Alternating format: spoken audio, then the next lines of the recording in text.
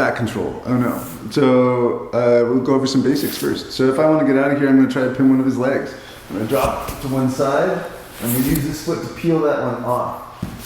One little thing, like if you hook again, when I go to peel this off, don't just try to push it. Like this is similar to like breaking the guard where you're pushing down on your own leg. Get that leg out underneath and then come back.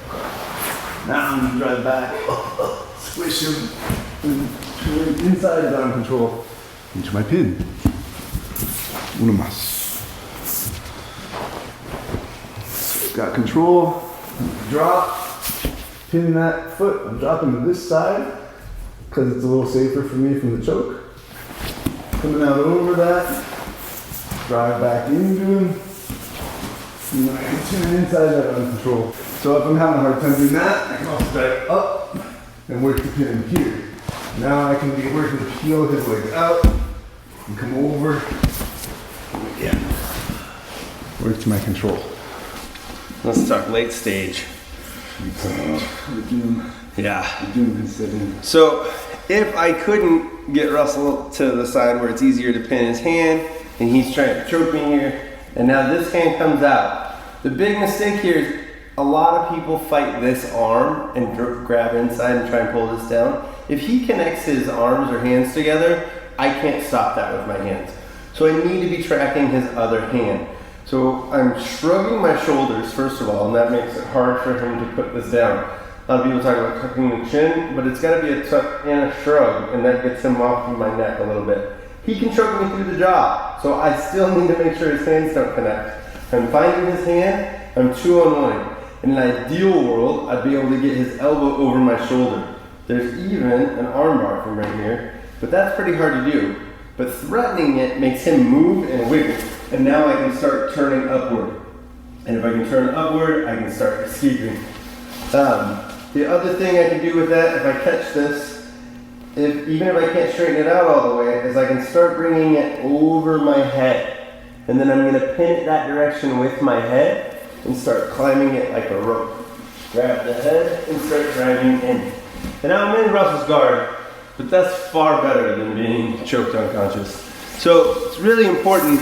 The biggest part of this is that I'm tracking, a lot of times I'm tracking this arm already, right? My hand's on it if it's coming out. So I got a hand here keeping the choke off and a hand on his wrist. And as he pulls that out, I can track that and find it. And then we got a 2-on-1, pull it over the head pins the back of the tricep. And we could start now peeling off this hook if we don't turn in right away too. We could peel off this hook, keeps our hips up, and we can move into darces and other things from that position.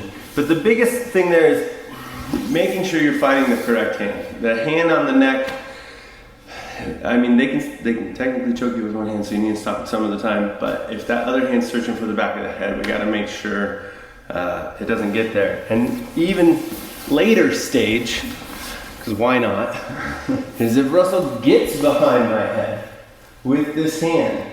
If I'm fighting this, it's inevitable. If I take my hand and put it back behind my head, I can find his hand and pull it off, right? So I can try and reach it here, but he's usually gonna put his head in my head, and that's really hard to find. But if I can start finding his hand, and the other thing I'm doing is shrugging my shoulder to keep that elbow off, I can start finding that and do it again.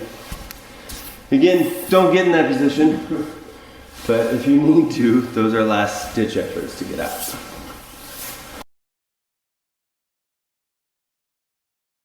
So, Russell has me in a body lock. This is terrible for my stomach. You see a lot of people they know that they want to go to the lock side to undo this, but as they go, a good person will just switch their legs.